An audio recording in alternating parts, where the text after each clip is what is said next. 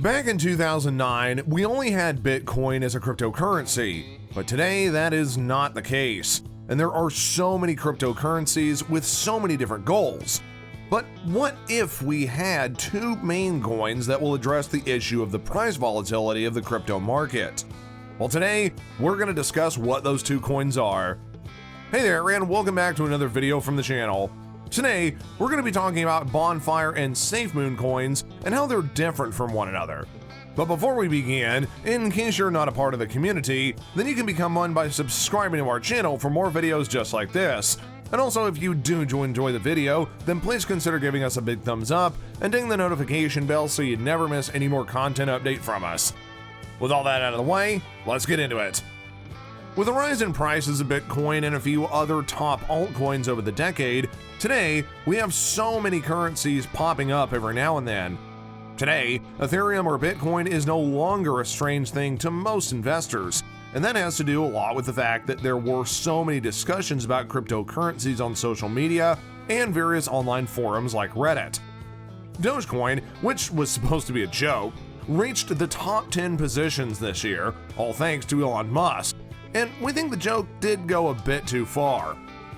Not only that, we witnessed the volatility of the cryptocurrency market whenever Bitcoin prices almost ended up being less than half of the highest price it was trending for the year. So, yeah, volatility is part of the game when it comes to cryptocurrency investments. But what if we had a few cryptocurrencies which could possibly solve this problem of the price volatility? Well, today, Safemoon and Bonfire tokens are taking an entirely different approach with just how cryptocurrencies deal with the volatility of their prices. We're going to start with the discussion with Bonfire currency.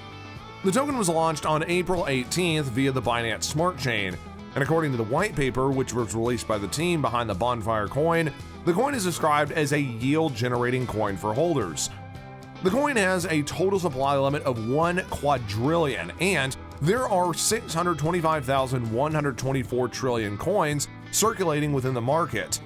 The market rank of the coin as of June 27, 2021 was at 2,860, and the fully diluted market cap of the coin was 70,057,313, with a price of 701 millionth of a cent as of June 27, 2021.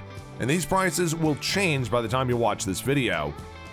According to the Bonfire website, the token is an inflationary coin, and it works kind of similar to how the Safemoon coin works too. The holders of the token will be rewarded with incentives to hold the token, and these incentives are derived from the 10% transaction fees from the investors who sell the token. Out of this 10%, 50% of the transaction fee is distributed to the holder, and the other 50% is then used to fuel the liquidity pool. These tokens are permanently locked in the liquidity pool, reducing the overall supply of the token. The token is based on the Binance Smart Chain, and Bonfire is a BEP20 token. Now, for those of you that may not know, BEP20 is a Binance Smart Chain token standard that was originally created with the intention of extending ERC20, which is one of the most common Ethereum token standards out there.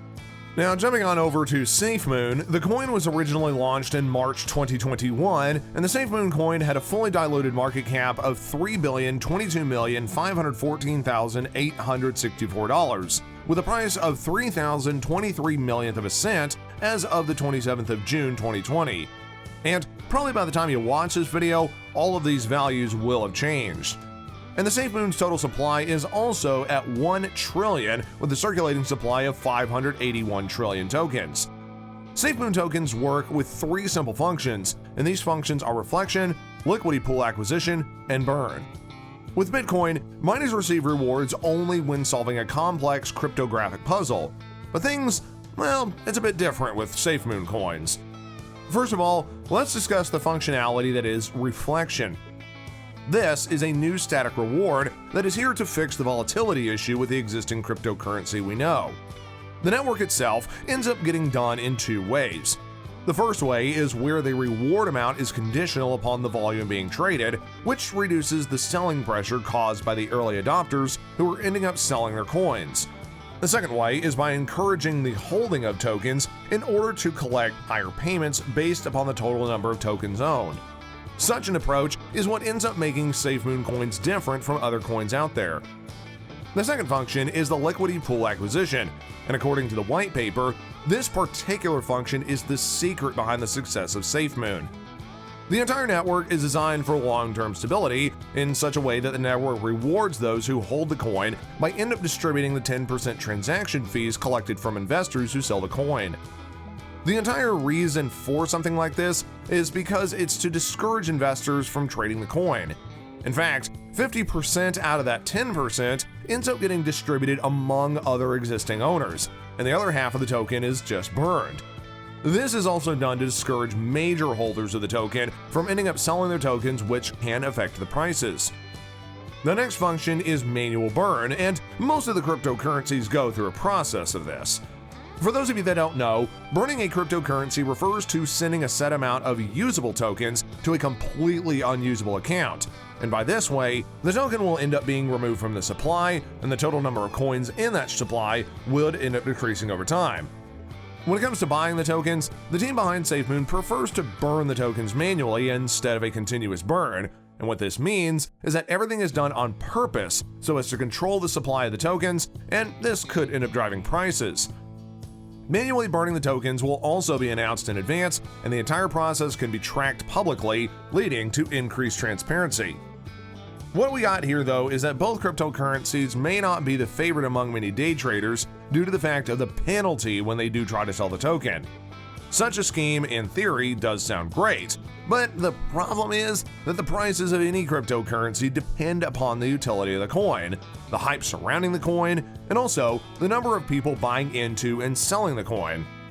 With both Safemoon and Bonfire, the only thing that might drive that price will end up being the burning of the coin and the hype that is generated around the coin, as they basically have no utility, and networks behind these coins discourage selling them. This could also result in prices remaining stagnant over the years, and investors, they might be waiting for a price increase that could never happen. People invest in cryptocurrencies by considering them to be speculative assets where you could buy them today and then sell them whenever the prices increase. But that increase in price is highly doubtful for both of those currencies, and this makes it a really bad investment according to many industry experts. Cryptocurrencies such as Bitcoin or Ether are already very risky investments, and Safemoon and Bonfire are even riskier considering the fact that they're relatively new and they don't have any utility. I mean, other than going to the moon, which is something we need to wait and see.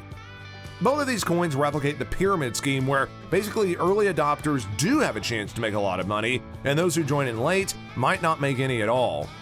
Safemoon and Bonfire currently do use Binance Smart Chain to run their network, and the Binance Smart Chain is very similar to Ethereum, so much so that it even has a similar code to that of Ethereum. But the key difference here is between the two is that Binance Smart Chain is already on the proof-of-stake protocols, but Ethereum is still on its way. For those of you that don't know, the proof-of-stake simply refers to the concept where people can mine or even validate a block transaction based upon how many coins they hold. This means that the more coins that you end up holding, the more that your power will be to be able to mine new coins. The Binance Smart Chain is also a centralized network, and that means Binance has got the power to do anything with a coin, which kind of defeats the purpose of having a decentralized currency. The reason why people are very much excited about Safemoon and Bonfire is the fact that they are selling for relatively low prices today. This means that with very little money, you could actually own a lot more coins, and for those of you who are willing to lose a little amount to experiment with cryptocurrency investments, both of these coins are perfect because you'll also be rewarded for holding onto the coin. The fundamental difference between these coins is within the market capitalization, available supply, and a few other parameters. And this video should only be considered as entertaining and informative, and shouldn't really be considered as any sort of financial advice. So any investments within these currencies are done at your own risk. The pumping and dumping nature of these coins could be one thing that many reasons of why you need to stay away from them. So with that said, we've come to the end of the video. What do you think about Bonfire and Safemoon? Are you going to be able to pick up one of these? We would love to hear from you, and do let us know in the comment section below your thoughts. Drop a like for the video if you're optimistic about the future of cryptocurrencies, and again, a gentle reminder to subscribe to the channel for more videos just like this one, and ding that notification bell to see all our new uploads. Until next time, folks.